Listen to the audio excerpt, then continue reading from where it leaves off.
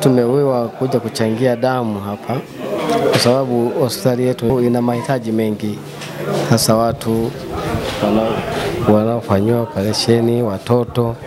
Wilaya ya Kahama na hospitali zingine zote zina upungufu wa damu salama, na damu salama haiuzwi popote. Wakina mama wengi wanaokuja kujifungua, unakuta amejifungua labda amemwaga damu nyingi, amepata upungufu wa damu. Kwa hiyo sasa hii damu tulioitoa sisi umoja wa mafundi ujenzi inawasaidia wale wa mama wenye uhitaji pamoja na watoto.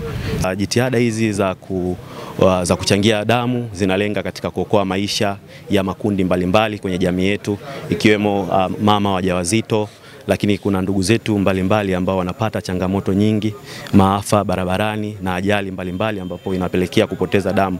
Kuchangia damu sio tu unaenda kuokoa maisha ya mtu mwingine, lakini unaokoa maisha ya Mtanzania mwenzako. Kwa hiyo nitoe rai kwa Watanzania, lakini pia niwaombe tuweze kujitokeza kuweza kuchangia damu salama. Kwa siku moja tunatumia chupa 10 mpaka 15 na wakati mwingine tunafika 20, ambazo ukiziangalia kwa mwezi mmoja tutatumia chupa 450 mpaka 600.